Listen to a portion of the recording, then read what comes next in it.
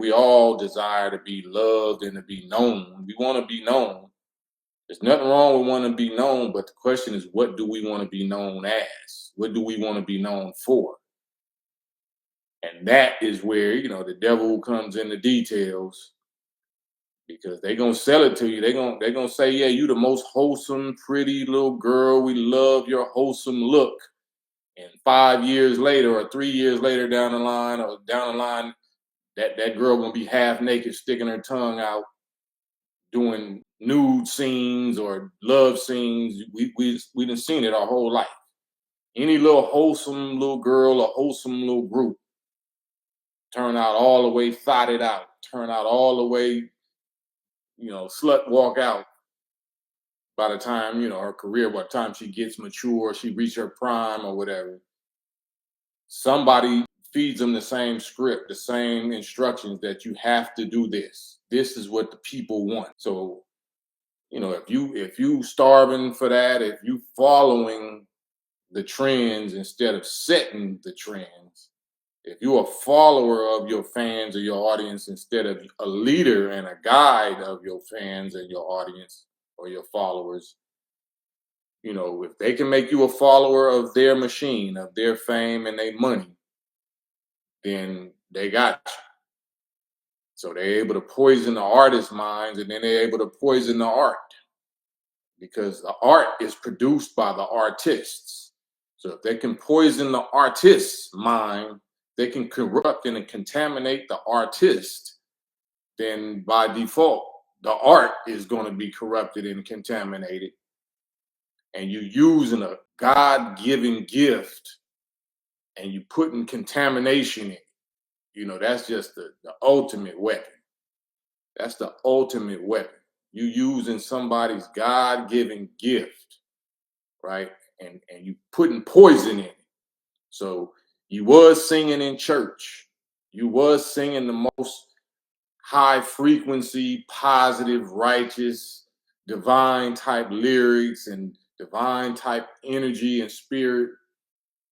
But now you're using that same template and you putting smut, you putting slut, you putting gangbang, you putting disrespecting of yourself and your sisters, you putting drugs and alcohol, you putting jacking and crime with that God-given voice, that God-given talent, that God-given dance or that rhythm or that. Now they're able to use that to contaminate your followers or your audience, contaminate the listeners, because it sounds good. You're contaminating with a gift of God voice, with a gift of God ability to rap, a gift of God flow. But they saying, in order to get as famous as you want to get or make the money that you want to get, in order for us to write you this check or this advance, you got to use your gift of God flow or your gift of God dance ability or your gift of God singing voice to say this, to portray this, to wear this. Did y'all know Little Nas X was supposed to be that flamboyant when he was doing Old Town Road? That was just a cool, like, little wholesome, country thing that was flipped to kind of like a little. How did the young black man go from Old Town Road to what he doing now?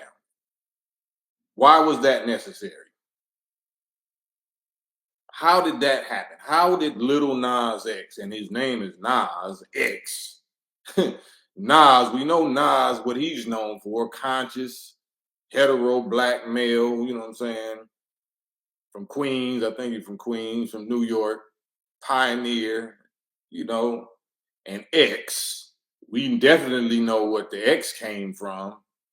So a young black dark-skinned male that was able to cross over or cross back over, because country was originally our music as well, but was able to connect and bridge those two genres.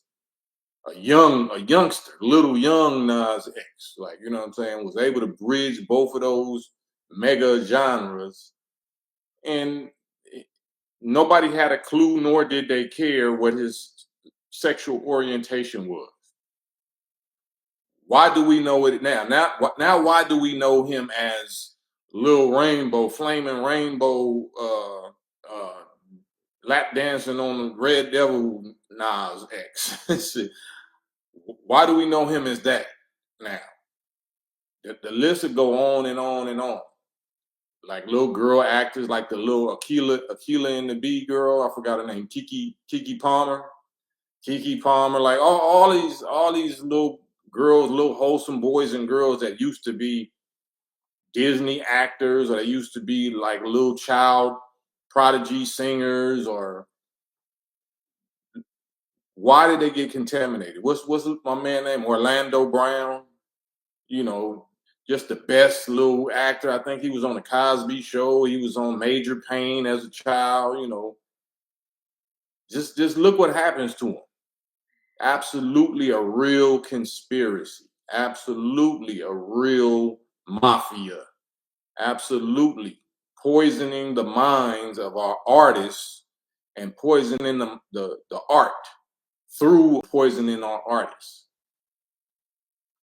So you heard that secret meeting that allegedly happened in the rap industry in the 90s, early 90s, that allegedly these label owners, record label owners, got together in a meeting, and a few other people. They were about to start investing in privatized prisons, the prison industrial complex, and they had already worked out certain agreements or whatever with the state or with certain states and the private prison industry builders. Like they said that we need these prisons to be at 90% occupancy for the deals to be valid.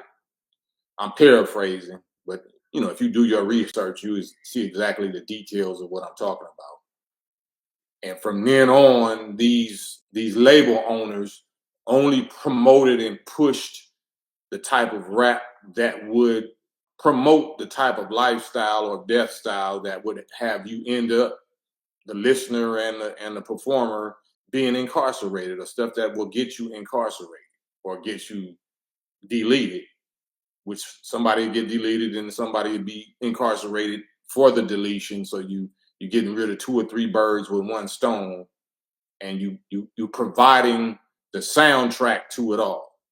I came in the game, my first independent single was Peace Treaty. Peace Treaty. It was about gang banging. It was about gang members in Los Angeles at the peak of colors and Boys in the Hood and Minister Society. All is at the peak of all of that type of thing. But, you know, luckily I came in to the game at a time right before they start phasing that in and phasing the conscious revolutionary but gangster type rap out, which was praising and giving honor to the Bloods and the Crips and the gang troops in Watts and parts of Compton and parts of LA. That was the strongest, greatest, most positive, most influential with the soldiers, with the gang members for that whole decade and possibly ever. That possibly is the greatest, most important, positive rap record in LA ever. Peace Treaty. So I was there, you know what I'm saying? Key player and participant and witness to see how that it went from that to all the way phase that out. No signs of no kind of positive revolutionary rap in mainstream commercial music industry or radio ever again, especially not on the West Coast, LA.